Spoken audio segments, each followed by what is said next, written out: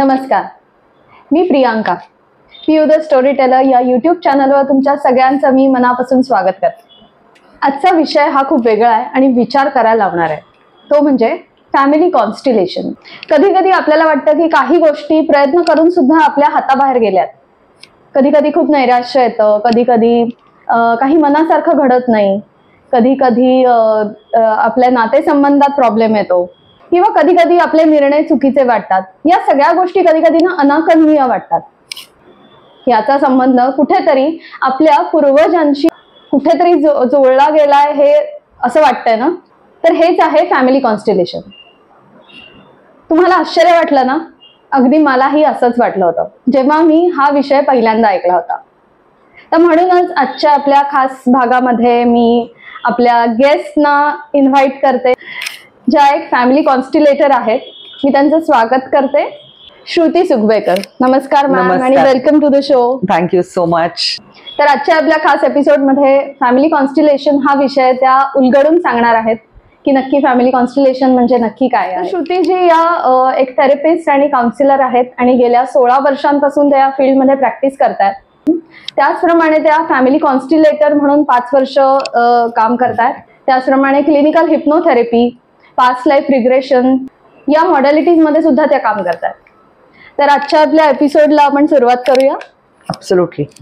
तुम्ही basically IT बॅकग्राऊंडच्या computer science तुम्ही शिकलाय, त्याच्यात काम केलंय आणि त्यानंतर एकदम ड्रास्टिक चेंज तुम्ही या सगळ्या थेरपी, काउन्सिलिंग आणि फॅमिली कॉन्स्टिलेशन मध्ये या सगळीकडे तुमचा प्रवास कसा चालू झाला? कम्प्युटर सायन्स घेतलं मी खरं कारण मला सायन्सचं भयंकर वेड. मला खूप आवडतं सायन्स आणि so hard core science student असल्या कारणाने कम्प्युटर सायन्स किंवा ह्याच्यामध्ये अनफॉर्च्युनेटली त्याच्यात फार काही मी काम नाही केलं. एक वेळच अशी आली माझी की त्यावेळेला सगळंच ब्लँक झालं होतं. मी बिझनेस पण करत होते. 10 वर्ष माझा प्रिंटिंग अँड डिझायनिंगचा बिझनेस होता आणि ते झाल्यानंतर परत ब्लँक वॉल आला. तर असे खूप वेळेला आले. फक्त एकच गोष्ट होती की गिव्हिंग अप नाही कधीच केलं. लग्न खूप लवकर झालं होतं, त्याच्यामुळे सगळा माझा हा प्रवास नंतर चालू झाला लग्नानंतर. आणि मग एकदा हु एम आय असा एक प्रश्न खूप भंडावून सोडत होता मला. आणि त्यावेळेला मी काही वर्कशॉप्स अटेंड केले. मी आयझॅब्स म्हणून एक ऑर्गनायझेशन आहे, तिथे मी त्यांचे प्रोसेस हे असतात, लॅब्स असतात, ते अटेंड केले होते. तिथे मला एक फॅसिलिटेटर भेटले आणि त्यांनी मला, म्हणजे आपण म्हणतो ना अननोन व्यक्ती एकदम तुमची लाईफ चेंज करून टाकतो. तर लिटरली त्यांनी माझं पूर्ण 360 डिग्री का 180 जे काय म्हणायचं असेल तसं, पण it change my life completely. कारण मी दिल्लीला गेले. दिल्लीला मी ट्रेनर्स केलं. मला तेव्हा मी शिक्षणाकडे वळले होते. जेव्हा माझं हे झालं बिझनेस बंद केल्यानंतर, तर मी MBA HR केलंय. आणि तेव्हा मला ट्रेनिंग आणि development, organisational behaviour, organisational development हे 3 सब्जेक्ट खूप आवडले होते. तेव्हा पहिल्यांदा लाईफमध्ये ऍज अ सायन्स स्टुडंट मला असं लक्षात आलं की अच्छा, there is something called psychology also. आणि ऍब्सोल्युटली माहित नव्हतं, कारण सायकोलॉजी हा आर्ट्सचा विषय, त्याच्यामुळे त्याला असं लांबूनच. पण आज म्हणजे अगदी आनंद वाटतो मला सांगताना की actually psychology is the science of human mind. So you can not neglect or you can not ignore it. आणि इट इज सो ब्युटिफुल. तेव्हा मी ट्रेनर्स केलं आणि हिप्नोथेरपी फर्स्ट टाइम केलं. मग NLP मास्टर प्रॅक्टिशनर झाले. असं करत तिची जर्नी सुरू झाली. त्याच्यात मग मी शिकतच गेले, कारण हे इतकं जग वेगळं होतं. आणि हिप्नोथेरपी स्वतःवरती मी एकदा केलं. आधी विश्वास नव्हता. म्हणजे आपण म्हणतो तसं की आपण दगडाला देव मानतो, तर मग कशावरून तो देव आहे हा जसा प्रश्न आहे, तसंच हे आहे की कशावरून मी हिप्नोसिस मध्ये मी कशी जाते, हा विश्वास ठेवण्यावरती आहे. कम्प्लिटली वेगळं पर्व माझ्यासाठी सुरू झाला. खरं सांगायचं तर लाईफ चेंजिंग होता तुमच्या, फुल लाईफ चेंजिंग होता. म्हणजे माझ्यासाठी every year was so interesting. मग मी शिकण्यासाठी मी एवढी कधीच आतुर नव्हते जेवढी मी इतक्या 16 वर्षात. म्हणजे मी एक कम्प्युटरची डिग्री फक्त घेतली होती आणि असं वाटलं होतं की आता बास, शिक्षण पण नाही मला करायचंय. आणि माझ्याकडे आता साधारणतः एक 15 ते 20 सर्टिफिकेशन्स आहेत, 4-5 डिग्रीज आहेत आणि I am still ready to learn more. त्याच्यामुळे असं करत करत मी ह्या लाईन मध्ये आले. आणि ऑनेस्टली आज एवढ्या पॅशनेटली मला काम करावं असं, म्हणजे हे काम नाहीच आहे असं होतं. खूप आवडतं आणि something to give back to the society. Lovely. तर फॅमिली कॉन्स्टलेशन म्हणजे नक्की काय आणि ते कसं काम करतं? म्हणजे आत्ताच्या जगामध्ये फॅमिली कॉन्स्टलेशन हे खूप वेगळ्या पद्धतीने आपण, म्हणजे अंडरस्टँडिंग इतकं वेगळं आहे, पण मी ते सोपं करण्याचा प्रयत्न करते की बेसिकली कसं आहे, आपण स्टार कॉन्स्टलेशन्स असतात.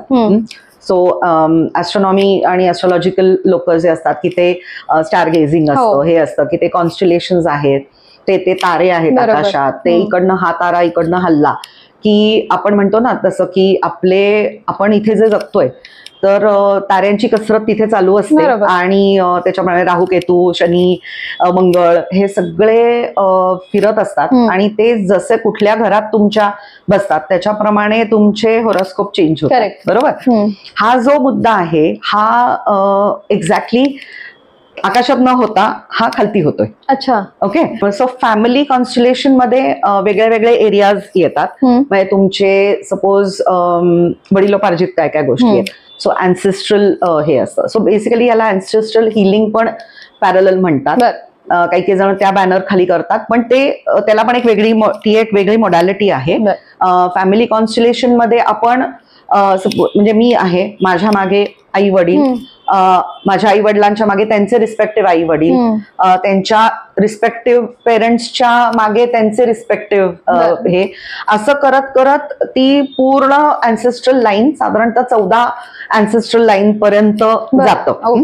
त्याच्यापेक्षा जास्ती पण असतं, पण आपण तेवढे कन्सिडर करतो बेसिकली. आणि मग आपण म्हणतो तसं की ते DNA जीन्स मग ते माझ्यामध्ये ते आहे, तर मग मी आत्ता जी आहे इथे तर त्याच्यात माझा आहे तो एक किंतू आहे फक्त, आणि बाकीचं जे सगळं हे ह्या सगळ्या 14 जनरेशन्स मधनं माझ्याकडे ओतलं गेलेलं आहे. ओके. कारण ते प्रत्येक जीन्स मधनं, म्हणजे आपण त्या कणाकणातनं आपण म्हणतो ना तसं की कणाकणातनं आपण आलेलो आहे. सो क्रिस्टल होतो आणि क्रिस्टल पासून आपण ते, तर तसं तो फरक पडतो. तर आज आपण जेव्हा हे सगळं डील करतो तेव्हा त्याचबरोबर जशा आपल्याला पुण्याई आपण म्हणतो तसं आपल्याला म्हणतो की पुण्याई आलेली आहे बरं का, म्हणजे पूर्वजांची पुण्याई आहे, पूर्वजांचं प्रॉपर्टी आहे, पैसा आहे, अडका आहे, तब्येत आहे, स्किन आहे, केसांचे टेक्स्चर आहे, वगैरे वगैरे, ते सगळंच. तसंच वाईट गोष्टी ज्या आहेत की सपोज कॅन्सरची टेंडन्सी आहे, ऑटो इम्युन डिझिजेस आजकाल खूप ऐकायला येतात, किंवा अर्थरायटिस आहे, किंवा ऍक्सिडेंटल प्रोन असतात काही काही लोक, किंवा हाडांचे प्रॉब्लेम असतात, दातांचे प्रॉब्लेम, हे पण तसंच येतं. ओके. तर कित्येक वेळेला काय होतं की ह्या अशा मेजर गोष्टींसाठी कॉन्स्टलेशन, फॅमिली कॉन्स्टलेशन मधनं आपल्याला हिलिंग खूप छान पद्धतीने करता येतं. म्हणजे त्या वेळेला ती गोष्ट क्लायंट बरोबर डिस्कस करून मी ते सॉल्व्ह म्हणण्यापेक्षा कसं आहे की it comes to a situation where the client can understand की आता म्हणजे आता हे मला समजलंय की मला काय करायचंय आणि मला काय नाही करायचं. ओके. या लेवलला फॅमिली कॉन्स्टलेशनचा त्या सेशनचा एंड होऊ शकतो. ओके. तर जसं आता तुम्ही सांगितलं की बऱ्याचशा गोष्टी आपल्या पूर्वजांकडून आलेल्या असतात, तर या पूर्वजांकडून आलेल्या गोष्टी आणि फॅमिली कॉन्स्टलेशन याचा काय कनेक्ट आहे? पूर्वजांकडून आलेल्या, कारण फॅमिली कॉन्स्टलेशन मध्ये आपण ह्या पूर्वजांकडनं आलेल्या ज्या चांगल्या गोष्टी आहेत त्या तर आपण त्याच्यात नाही बघत, पण ज्या गोष्टींचा आपल्याला त्रास होतोय त्या गोष्टींचं आपल्याला फॅमिली कॉन्स्टलेशन मध्ये हिलिंग नक्की करता येतं. ओके. म्हणजे सिच्युएशन आपल्याला बदलता येते, किंवा ती त्या काही काही वेळेस कसं होतं की सपोर्ट सिस्टम, म्हणजे प्रत्येकाची ती जागा, म्हणजे सपोज घरात आई वडील 2 मुलं आहेत, तर जर का आई वडील दोघेही, पूर्वीच्या काळी कसं असायचं की वडीलच काम करायचे, आई गृहिणी होती. आता काही काही वेळेला त्या गोष्टी चेंज झाल्यात, आणि त्या जेव्हा चेंज होत आहेत तेव्हा जर का स्त्री आहे घरातली ती जास्ती पैसे कमवते फॉर एक्झाम्पल, आणि पुरुष कमी कमवत आहेत, किंवा पुरुष नाही कमवते, म्हणजे ती कॉन्सेप्ट आहे हाऊस हजबंड सारखं, रोल्स चेंज होत आहेत. तर तिथे ते कॉन्स्टलेशन मध्ये तो फरक पडतो. तर तिथे इमिजिएट ती फॅमिलीमध्ये एक डिस्टॉर्शन होतं, कारण प्रत्येकाची एक जागा असते. म्हणजे घरातला जो मोठा आहे तो मोठाच राहतो, म्हणजे तो चांगला आहे वाईट आहे हा त्याच्यात इश्यू नसतो. वडील ते वडीलच आहेत, आई ती आईच आहे, ते मोठेच असणार आहेत आणि मुलं लहानच असणार आहेत. त्याच्यामुळे तो सिक्वेन्स नाही बदलायचा. आणि तो सिक्वेन्स आपण डेली लाईफमध्ये जेव्हा बदलतो तेव्हा लाईफ स्कॅटर होतं. ओके. आणि तेव्हा जे डिस्टर्बन्सेस येतात फॅमिली लाईफमध्ये ते आपल्याला बाहेर पण तसेच दिसतं, कारण तो रिपल इफेक्ट असतो. आपण पर्सनल प्रोफेशनल वेगळं म्हणतो, पण पर्सनली मला ते नाही पटत, कारण तुम्ही जी व्यक्ती, तुम्ही ते वाईब्स, ते विचार सगळं घेऊन तुम्ही बाहेरच्या जगात जाताच आहात ना. त्याच्यामुळे ते वाईब्स घेऊन गेलात की तिथे तो रिपल इफेक्ट, तुमचे एनर्जी चेंज होते ना, तुमचं इमोशनल एनर्जीच बदलते. त्याच्यामुळे ते फॅमिली कॉन्स्टलेशन आणि तुमचे अँसेस्ट्रल इश्यूज, तर आपण म्हणतो ना पितृदोष आहे, मातृदोष आहे, हे आहे. मग तर त्याच्यासाठी कितीतरी लोक रिलिजियस गोष्टी करतात, पूजा अर्चा करतात, हे करतील किंवा उपास तपास करतात, व्हॉटएव्हर जे काय त्यांना रिच्युअल्स जे काय त्यांना पटतात ते करतात. पण family constellation is a different way of doing that particular thing. तुम्ही ते पण करा, असं काही नाहीये, पण ह्याच्यात एक वेगळा शिफ्ट आहे. आणि गंमत अशी असते की जे रिप्रेझेंटेटिव्ह पण आहेत ना त्यांना पण शिफ्ट होतो. अच्छा. म्हणजे नुसतं क्लायंटच स्टोरी नसते ही. तुम्ही असेच representative majority of the times असेच रिप्रेझेंटेटिव्ह असतात सिलेक्ट, म्हणजे तुम्ही सिलेक्ट करता की ज्यांना त्यांचे इश्यूज आहेत. म्हणजे सपोज एक क्लायंट, मुलगी किंवा मुलगा आणि आई वडील, तर त्या वडिलांना पण असंच इश्यू असू शकतो की मी माझ्या मुलीशी कनेक्ट होत नाहीये, म्हणजे तसंच रिप्रेझेंट. सो त्यांचं पण हिलिंग होतं. सो फक्त क्लायंटचं नाही होत. म्हणजे हे मी 3 जणांचं ट्रायंगलचं सांगितलंय. तसं मग तुम्ही बाकीच्या किती म्हणजे किती रिप्रेझेंटेटिव्ह, प्रत्येकाला काही ना काहीतरी. आणि यामध्ये जे सोल्युशन किंवा आपल्याला जे जी पाहिजे ती सिच्युएशन मिळते त्याला किती वेळ लागतो, म्हणजे टाइम पिरियड किती आहे त्याच्यासाठी? हा, गुड क्वेश्चन. कारण कसं होतं, जेवढे रिप्रेझेंटेटिव्ह आहेत, तर सपोज एखादा तर क्लायंटला एखादा सिच्युएशन आहे ती सपोज की इमिजिएटली ते लागलीच पाहिजे असं, आपल्याला इन्स्टंटचा जमाना आहे, त्याच्यामुळे पटकन हवं असतं. पण जेवढे रिप्रेझेंटेटिव्ह आहेत किंवा तुमची ती वेळ आली ना हीच ती गोष्ट होणार आहे. ओके. तोपर्यंत ते होत नाही. ते व्हील सुरुवात होते फिरायला कॉन्स्टलेशन मध्ये, पण तुम्ही म्हणाल की ते असं जटमग निपड्यासारखं नसतं की तिथे तुम्हाला तेवढा वेळ द्यायला लागतो, पण ते होतं. तर या सेशनची प्रोसिजर काय असते? जनरली काय होतं, प्रॉब्लेम सगळ्यांनाच असतात काही ना काहीतरी प्लस मायनस. आता तो प्रॉब्लेम माझ्यासाठी मी कुठल्या कॅटेगरीमध्ये घ्यायचा, तर मी नुसतं काउन्सिलिंग करून पण सॉल्व्ह करते कित्येक वेळेला, की 1-on-1 काउन्सिलिंग. लोकांना असं असतं की ओके वेंटिंग करून झालं म्हणजे मी सगळा बाबा एक माझा प्रॉब्लेम सांगून झाला, तर ते काउन्सिलिंग मध्ये होऊन जातं. त्याच्या पलीकडे जाऊन जर का सायकोलॉजिकल कुठले इश्यूज असतील तर त्याच्यात वेगळे वेगळे आहेत, तर ते आयडेंटिफाय करून त्याच्यात मी हिप्नोथेरपी, पास्ट लाईफ, मग ते थेरपी वर्क करते. जर का ते न करता काही वेळेला काय होतं की मला स्वतःला इश्यू तसा नाहीये, पण मला माझ्या एन्व्हायरमेंटमुळे किंवा माझ्या फॅमिलीच्या इश्यूजमुळे मला त्रास होतो. म्हणजे काही पॅटर्न्स असतात की काही वेळेला पैसा म्हणजे येतोय पण तो काही ना काहीतरी कारणाने जातोय, किंवा बिट्रेल होतंय, किंवा माझं कुठेतरी मी काहीतरी मला म्हणजे विश्वासघात झाला आणि माझे पैसेच गेले किंवा माझी प्रॉपर्टीज गेली, किंवा असे कुठले तरी ज्या गोष्टी होत आहेत की ज्या मला कळत नाहीये. तर हे एक छोटंसं एक्झाम्पल दिलं मी, कारण लोकांना लक्षात, ऑडियन्सला तुमच्या लक्षात यायला पाहिजे की कधी कॉन्स्टलेशन करायचं. तर अशा सिच्युएशन मध्ये family constellation is more better or advisable rather than therapy work.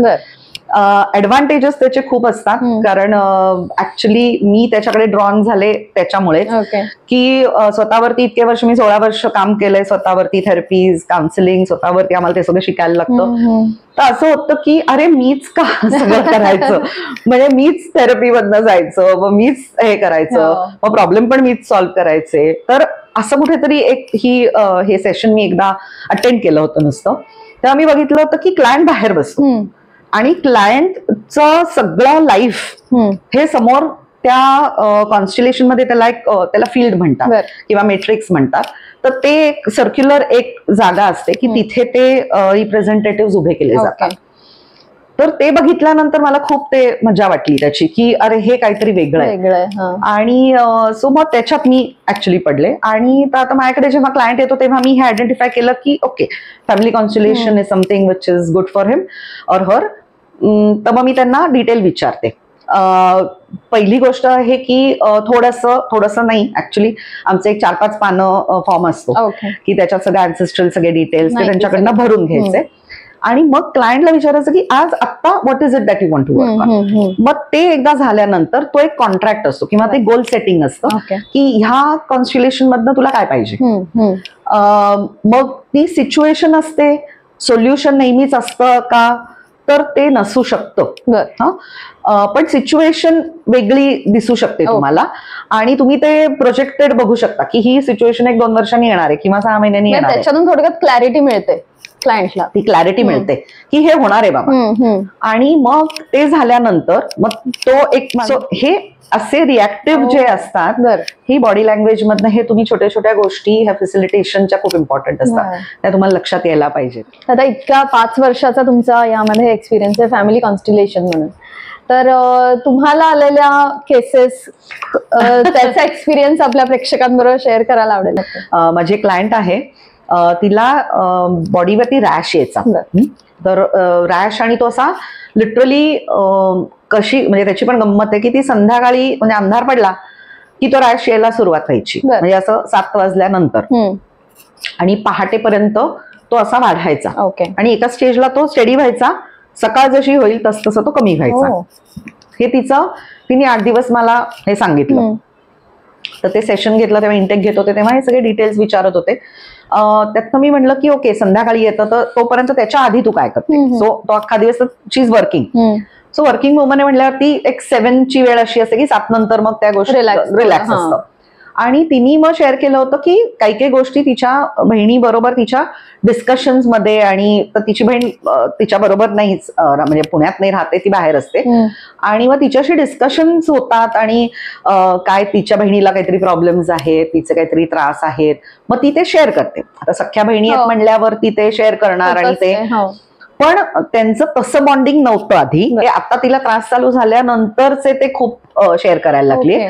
आणि माझ्या क्लायंटनी ते सगळं ऐकायची ती, आणि मग ती म्हणजे तिचं जे सांगणं होतं तसं ती म्हणली नाही मी सांगायची तिला असं नको करू, हे नको करू, ऐकू नकोस, किंवा सो काही ना काहीतरी जे इश्यूज चालू व्हायचे तर तिला असं लक्षात यायचं की ते झाल्यानंतर मला खूप त्रास होतोय. अच्छा, आपण म्हणतो ना की आपल्या जवळच्या माणसाचा त्रास झाला की तो आपण घेतो, तर तसं ते तिने स्वतःवरती घ्यायला लागली, असा तिला तो फील आला.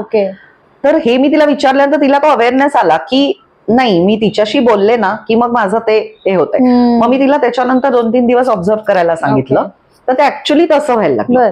आणि मग मग ते झाल्यानंतर ती म्हणली की नाही हे जरा खूपच होतंय, तर आपण कॉन्स्टिलेशन करूया. तर मग तिचं कॉन्स्टिलेशन केलं. तर ती, तिची बहीण आणि तिची आई असे 3 रिप्रेझेंटेटिव्ह होते. ते 3 रिप्रेझेंटेटिव्ह मध्ये जेव्हा प्लेस केले मॅट्रिक्स मध्ये, तेव्हा ते, आता हे कसं हे ऍक्च्युअल व्यक्तीच आहे ना, म्हणजे असं नाहीये की बाबा आपण काहीतरी ठेवतोय. तर ते उभं राहिल्यानंतर मी त्यांच्याशी इंटरॅक्ट आणि हे करते. ते करता करता तिच्या बहिणीच्या ज्या हावभाव आणि मी म्हटलं तसं बॉडी लँग्वेज, तसं त्या हावभावांच्या ह्याच्यातनं असं लक्षात यायला लागलं की आता हे इंट्युशन, हे ते क्लायंट बाहेर बसून तिला असं लक्षात यायला लागलं की अरे हे तर जरा थोडं डायसी आहे. अच्छा, आता 2 गोष्टी येतात याच्यात. ती तिच्या बहिणीशी फोनवर बोलतीये, व्हिडिओ कॉलवरती पण नाही, पण इथे जे बघतीये ते ऍक्च्युअली समोर बघतीये, बॉडी लँग्वेज कडे लक्ष जात आहे. बॉडी लँग्वेज कडे लक्ष गेल्यानंतर तिला असं लक्षात आलं की हे थोडं फसाड करतीये का, हे थोडं काहीतरी म्हणजे हा लबाडपणा आहे. आणि ऍट 1 पॉइंट इन टाइम तिच्या आईने मग तिला सपोर्ट केला, आणि ती आई म्हणजे त्यांच्यामध्ये की नाही हे चुकीचं आहे काहीतरी. आणि मग तिने, आता मॅट्रिक्स मध्ये कसं आहे की त्या फील्डमध्ये ते डिस्टन्स क्रिएट केलं, आणि मग तिने तिची बाउंड्री आखली तिथेच मॅट्रिक्स मध्येच. म्हणजे हे मी फॅसिलिटेट फक्त केलं, पण ऍक्च्युअली ते तिथे करतात, मी सांगत नाही, हे मी सांगत नाही, ते त्यांचं ते करतात. मग ती मागे आली, तिला आईनी सपोर्ट केलं, कारण आईला पण लक्षात आलं की आपली दुसरी मुलगी असं असं करतीये. तर ती लाईन ड्रॉ केली, आणि लाईन ड्रॉ केल्यानंतर तिने एक बाजूला गेली आणि ती हे केली की मी लांबनं तुला मदत करीन, पण मी भिंत ओलांडून तुझ्या बाजूला नाही येणार. म्हणजे आम्ही म्हणतो तसं की सिम्पथी आणि एम्पथी याच्यातला फरक. आधी ती सिम्पथी दाखवत होती त्याच्यामुळे तो सगळा लोड तिच्यावरती येत होता आणि मग नंतर एम्पथी दाखवायला लागते.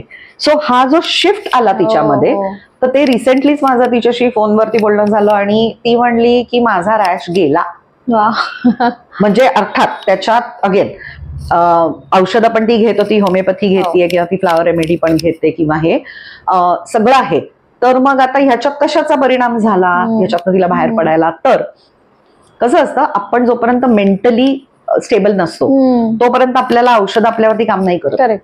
तो हा जो ब्लॉक गेला तिच्या मनातला की हे असं झालंय, रियालिटी समोर आली, ती क्लॅरिटी आली तिला, ते झाल्यानंतर तिची बॉडी रिस्पॉन्स द्यायला पूर्णपणे तयार झाली.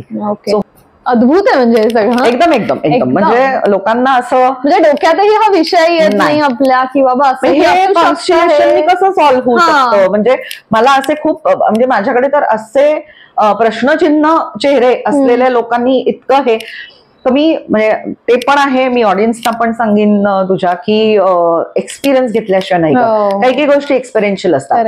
आपण स्विमिंगचं म्हणतो तसं ना, की पुस्तक वाचलं, ब्रीदिंग अगदी सगळं अगदी इंटॅक्ट, की कसं अंडर वॉटर ब्रीदिंग करायचं सगळं परफेक्ट शिकतो, त्याला पैकीच्या पैकी मार्क मिळतात. पण पाण्यात उडी मारल्यावर की तेव्हा जे गुडगुड होतं आणि तेव्हा जो ब्रीदिंग आपल्याला कसं घ्यायचं, तिथे ती थेरी डोक्यातनं जाते, ते ऍक्च्युअली एक्सपिरियन्स घ्यायला लागतो. हे तसंच आहे. क्लायंट जेवढे रिप्रेझेंटेटिव्ह, माझा ग्रुप आहे आणि त्यांना सगळ्यांना रिप्रेझेंटेटिव्ह जे असतात ते सगळ्या तुमच्या ग्रुप मधलेच असतात?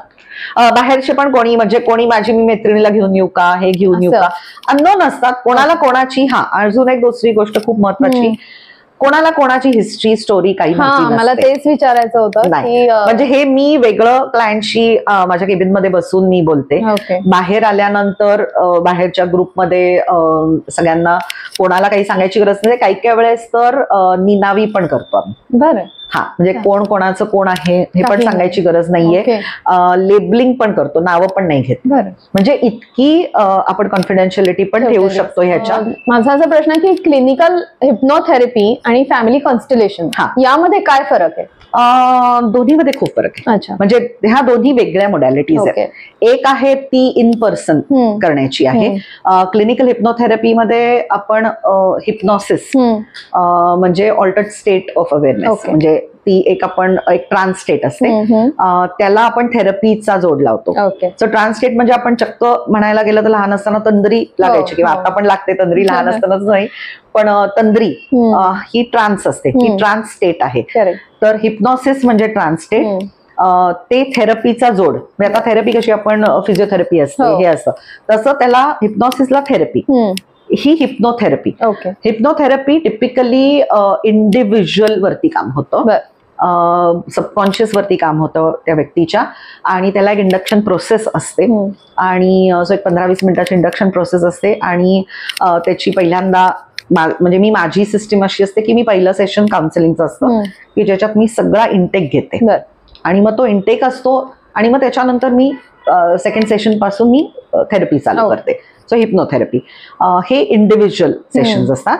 फॅमिली कॉन्स्टलेशन मध्ये जरी क्लायंटला मी इंडिव्हिज्युअली हे करते, म्हणजे क्लायंटचे इश्यूज मी त्याला मदत करते अवेअरनेससाठी, सॉल्व्ह नाही म्हणणार, अवेअरनेस मध्ये किंवा तो जो शिफ्ट असतो, शिफ्ट यायला लागतो, त्याला मी मदत करते. पण तिथे ग्रुप प्रोसेस असते कारण त्याच्यात बाकीचे लोक पण इन्व्हॉल्व असतात.